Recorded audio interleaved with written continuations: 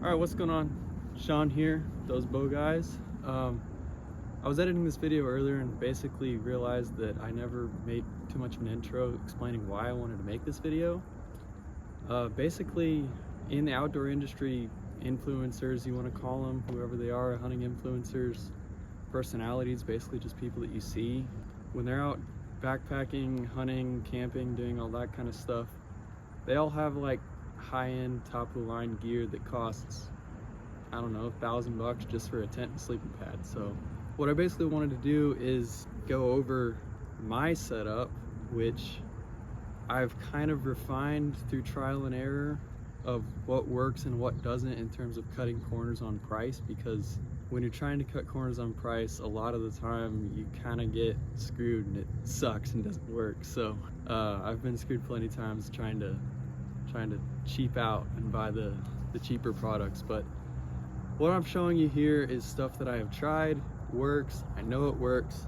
I have not put it through Alaska yet, and I don't suggest you do without trying it out yourself first. But what I'm trying to say is, not everybody can afford a $700 sleeping bag, a $400 tent, a $400 sleeping pad, a $100 ground sheet. The list goes on of super expensive backpacking stuff. And your average Joe, I'm not like me maybe, or another random guy that maybe somebody's just getting into hunting. They don't want to drop $1,200, $1,500 on a backpacking system, sleep system specifically, and then find out they don't like it, and then find out that hunting style does not work for them. So kind of what I'm doing here is proposing and showing to you guys what my setup is, where I have cut corners on price. Everything's cheaper, there's nothing here that's crazy expensive, and you're gonna run around the, I don't know, $600 range for everything you need to go backpack hunting, or backpack hunting in terms of your sleep system itself. This doesn't go over any hunting supplies, this is literally just sleep system. So this goes over all that. And the gear I'm showing you in this video is not name brand gear. It's not gonna be your Big Agnes, your Stone Glacier, your trying to think off the top of my head any other brands, but those high-end name brand supplies, this isn't really gonna be that stuff. This is gonna be stuff that works, but may not be the high-end name brand stuff. So anyway, we're gonna hop right into the video. I'm gonna go through my backpacking sleep system. Hope you enjoy. Let me know if you have any questions, comments, or concerns on anything in my setup. If you suggest something else, if you've had a bad experience with anything in this setup, or anything of that nature, just let me know in the comments and I'll get back to you about it, and maybe we can have a discussion, figure out who's right, who's wrong. Maybe you got a bad product, maybe I got a good product. We'll see. But thanks for watching. Yeah. All right, what's up? Today, I wanted to go over everything I use for my sleep system or my plan on my sleep system in the backcountry slash just any backpack camping.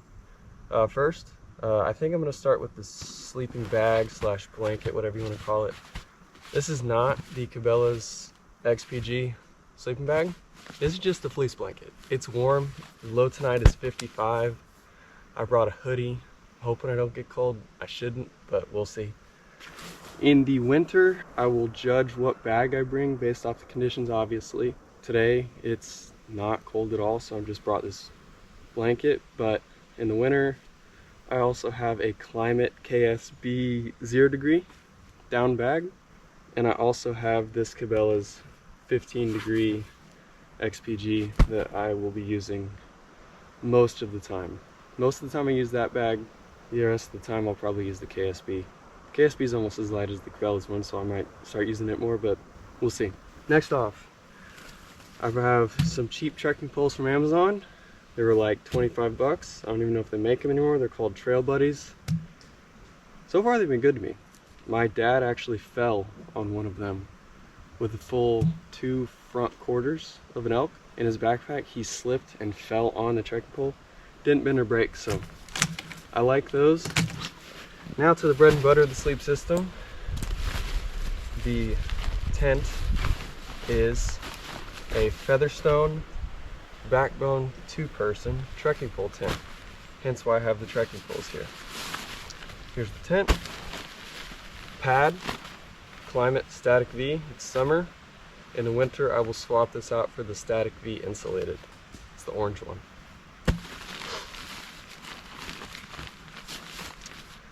This is just a random backpacking pillow. It's from Riki Tiki. I don't know. And then I also have a ground tarp. It's from Gear Top. It's just some company on Amazon that made ground sheets / tarps. Put everything in the bag. Don't forget your silicone seam seal. I don't have any tenacious tape or anything with me for this trip because I'm not back here forever. If I was going to be back here for 4 or 5 days, I might bring some tenacious tape just in case the worst would happen and the tent does get a rip or something in it, God forbid. So yeah, that's my sleep system. I'm gonna go ahead and get started setting her up. First things first, I think I'm gonna pick this area here. There's nothing really above me that might kill me other than some small sticks and branches. Nothing major. No dead trees nearby. Nothing like that. I'm just gonna clear the ground of any big sticks and whatnot. Pine cones, anything that might be uncomfortable or poke holes in my tent. Do that real quick.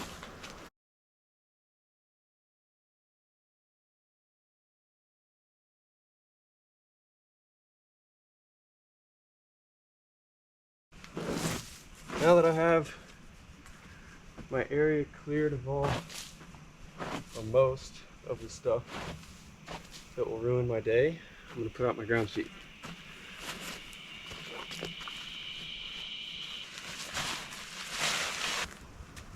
Doesn't need to be perfect. It can be adjusted really easily on the fly as I situate my tent more. So for right now, just throw it out. Next, tent itself. Unstrap the thing. There's the stakes. Let's see if I can remember how I patch it up. Alright. Here, these are by your feet, I think, if I remember correctly. Yes, those are your feet. So, let's go ahead and do this. And I'll start staking it out. Takes a few minutes to get going. I don't have a rock or a hammer of any kind, so I'm hoping I don't need it this round, but we'll see. Praying to God I don't need it. Take all these out, stick them in my pocket.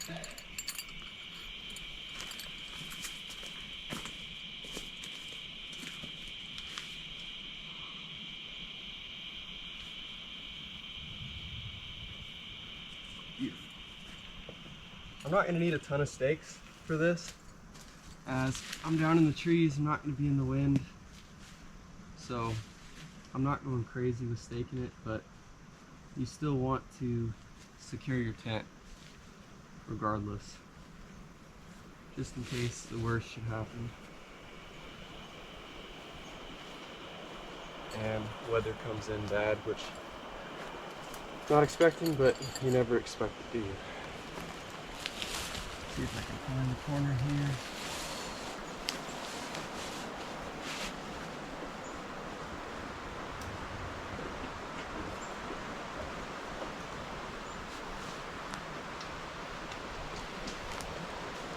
That one in. And last one.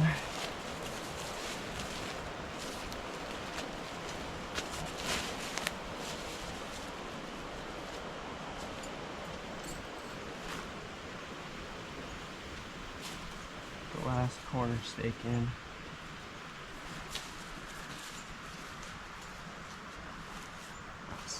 And I want those to be pretty tight, because they're the bottoms.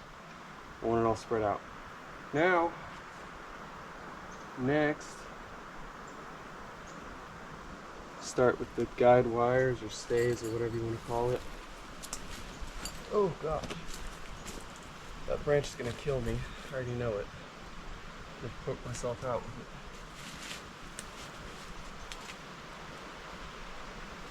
That has these here. I'm gonna loosen up these tighteners. Somehow. There we go. Put a stake in. These need to be stakes.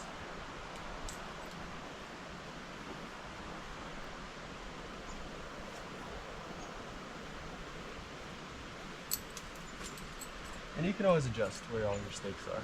I'm going to throughout this process, but for now, just stick them in.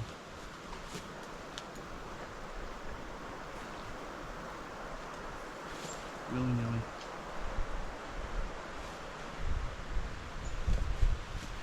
That one in.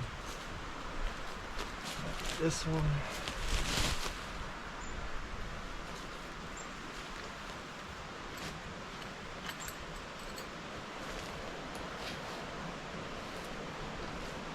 Doesn't need to be tight yet. These front ones don't. I'm missing a stake, but we'll be alright. Where's these ones?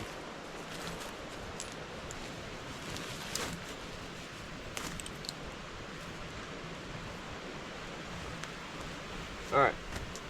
Now it's time for my trekking poles. This is where it gets fun. Unzip the sides all the way up. And I'll undo one of these so I can get in.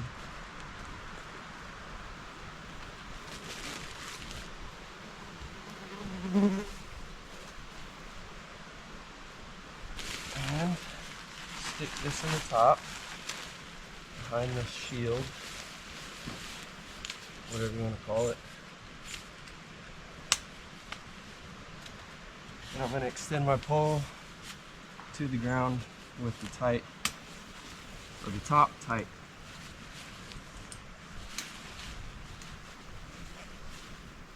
And put it on my ground sheet there. Now I need this to be lengthened and staked into the ground.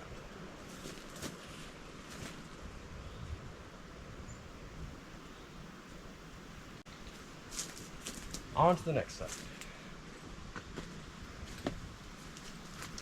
Open this up. There's ropes everywhere. You can't tell this tent is rope intensive. Do the same thing. Stick that in there. Hold it tight, high. Extend down into this loop here, and then snap it shut. Now, loosen this, stake it in.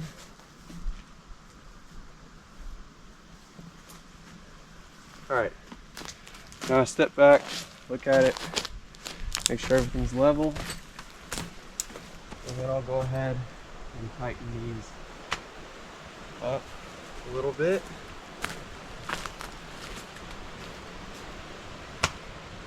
Pull on that, get it nice and tight.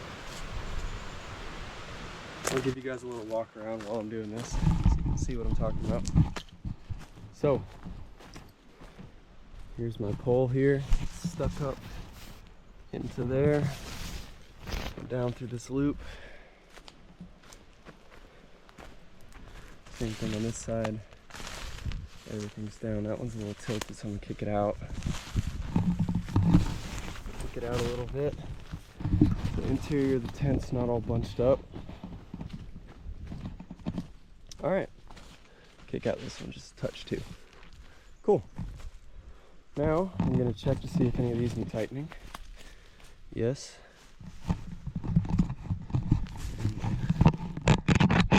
going to tighten this a little bit, and I'll probably have to tighten it once or twice more as I continue the night. Tighten that one down. Oh, it came off the stake. That's great. Redo the stake here. That happens from time to time. That one didn't. Okay, cool. And that one didn't either. That one didn't either. Okay. So, you may notice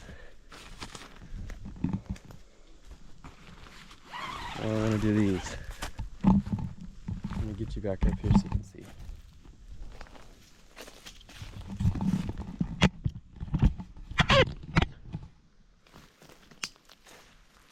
This point I want to get this tightened. Uh-oh. I have lost a piece of my tent.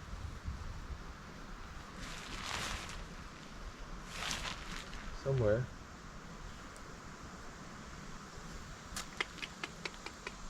Uh-oh.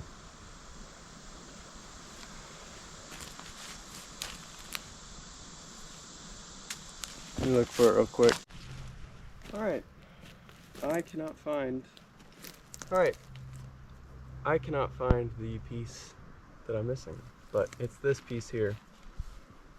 I'll show you on this side of the tent what I'm talking about. It's just this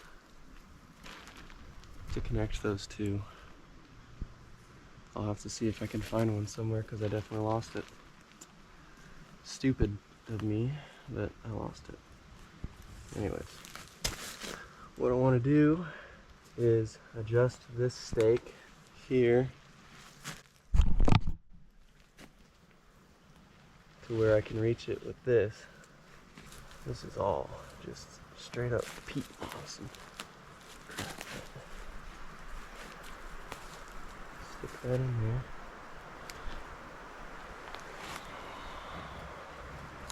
Tighten it, just like that. So you can see. Got that tightened. That into that stake. Tighten this a little bit more, make sure she's straight. Good. I'll show you how I cannot do that on the other side because I'm missing a piece of my tent. I might have to jerry-rig something here. I can zip this up, but I can't attach these two together. I can zip this up, but I can't attach those two and attach them to that other stake. So, may just sacrifice some of my other cordage and jerry rig something real quick. I'll let you know.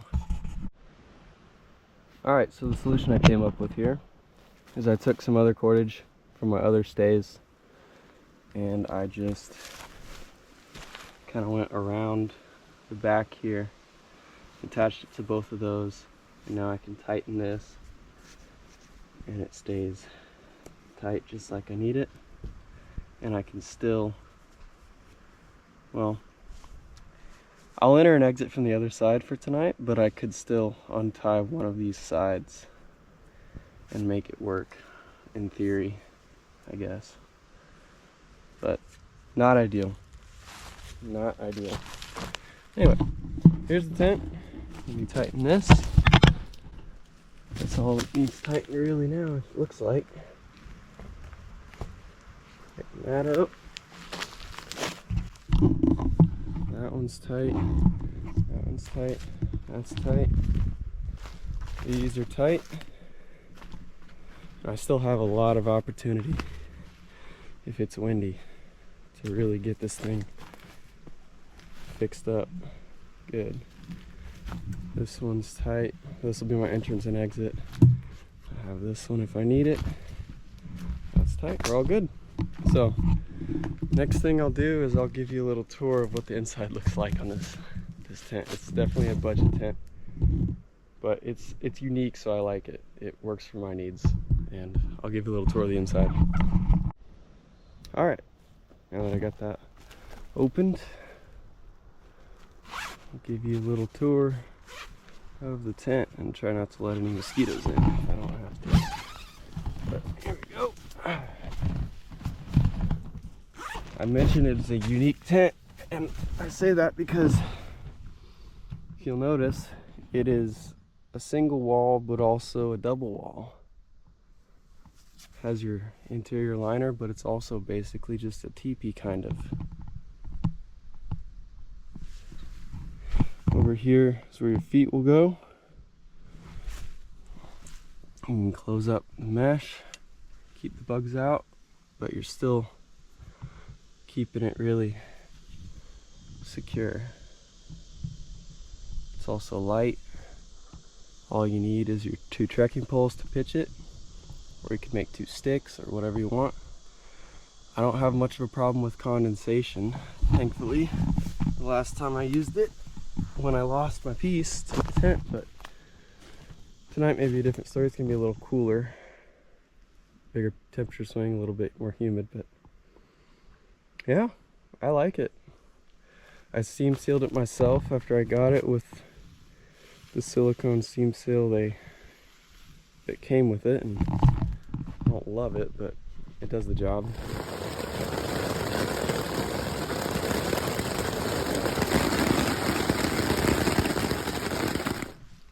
Anyway, that's the tent.